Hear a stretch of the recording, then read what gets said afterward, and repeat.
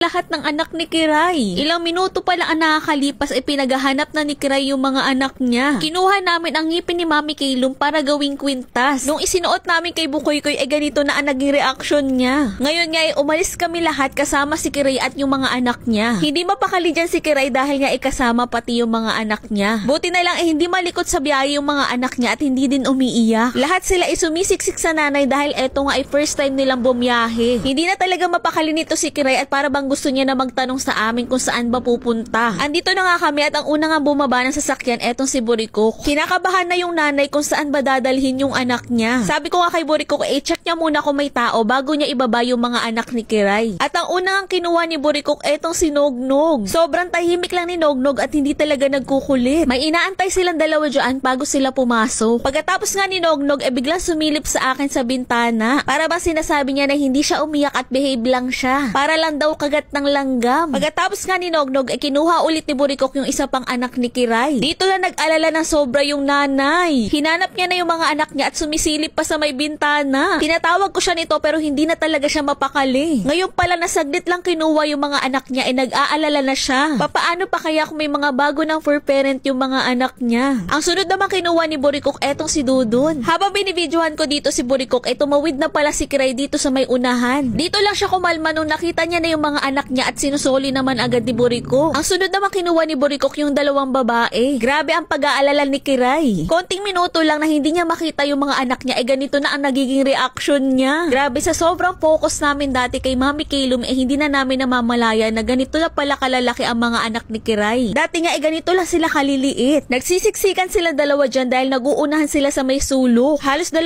linggo nyo nga sila hindi nakita sa vlog dahil nga isa nangyari kay Mami Kaylum. Kaya naman yung iba dyan gulat na gulat dahil ang lalaki na daw ng mga anak ni Kiray. Dito na namin napansin na ayaw na magpainom ng gatas ni Kiray. Sa tuwing iinom na yung mga anak niya umaalis talaga siya. Pero binawi naman niya sa pag-aalaga habang busy kami noon kay Mami Kaylum. Nakauwi na nga kami at ang sumalubong nga sa kanila etong si Bukoykoy. Pinagbantay muna namin si Bukoykoy sa mga puppies dahil etong si Kiray nga ayaw kumain. Kitang-kita dito na kinakausap namin siya kung ano ba ang gusto niya. Bigla niya lang ako tinitigan na para ba may gusto siyang sabihin. Kaya naman sabi ko kay Burikok ibigay niya na ang gusto ni Kiray. Noong una ayaw niya pero noon nilagyan na ng appetite booster. Parang naging magic lang at sinimot talaga. Yan nga para sa mga picky eater katulad ni Kiray. Eto nga yung dalawang babae na hindi pa natin nabibigyan ng pangalan. Nagbabasa na nga ako sa comment section ng mga sinuggest yung names para sa kanilang dalawa. At eto naman yung isa pang bebe girl. Yan dalawang babae nga ikamukhang kamukha ng nanay. Simula nung nakita namin si Bukoykoy na ganito na lang palagi sa bahay. 1 buwan nang nakalipas simula nung nawala ang nanay niya. Grabe yung lungkot dito sa bahay nung nawala si Mami Kaylum. Lalong-lalo na nung nakita ni Bukoykoy na dyan na nakalagay ang nanay niya. Kaya naman ang ginawa ni Burikok kinuha niya ang ngipin ni Mami Kaylum. Dapat nga dyan lang yan sa loob dahil yan na lang yung mga natitirang alaala kay Mami Kaylum. Pero napagdesisyonan nga namin na kunin yung ngipin ni Mami Kaylum. Yan nga malinis naman at dinisinfect bago ibigay sa amin. Noon na nga hindi pa napapansin ni Bukoykoy yung hawak ni Burikok. Pero nung naamoy niya, alam niya na galing sa nanay niya. Sa tuwing naaamoy niya ang nanay niya, pakiramdam niya kasama niya lang si Mami Kaylum. Binutasan lang ni Burikok na maliit para nga maisabit yung kwintas. Bukod nga sa balahibo, etong ngipin din ni Mami Kaylum ang isa sa mga iniwan niya sa amin. Nagulat ako nito dahil nawala yung pagkatamlay ni Bukoykoy. Nilalaro niya na ulit yung mga puppies na dating hindi niya pinapansin. Simula nung nawala si Mami Kaylum ayaw niya nang pansinin yung mga puppies. Gusto niya nga palagi lang siya mapag-isa. Kaya dito pa lang kitang-kita na nakakapag-adjust na si Bukoykoy. Nilalaro siya ni Nognog at nakikipaglaro na din siya. Tuwan-tuwa si Nognog dahil nga pinapansin na sila ni Bukoykoy. 1 buwan na din kasi ang nakalipas kaya naman medyo nasasanay na si Bukoykoy na hindi niya na nakikita si Mami Kaylum. Pero hindi pa rin talaga nawawala yung pag-aantay niya sa pinto. Isinabit na nga ni Burikok yung kwintas at talagang tuwan-tuwa si Bukoykoy. Hindi man siya nakakapagsalita pero kitang-kita sa mata niya na kahit simpleng ganyan lang natutuwa na siya. Kapag naamoy niya ang nanay niya, pakiramdam niya kasama niya lang palagi si Mami Kaylum.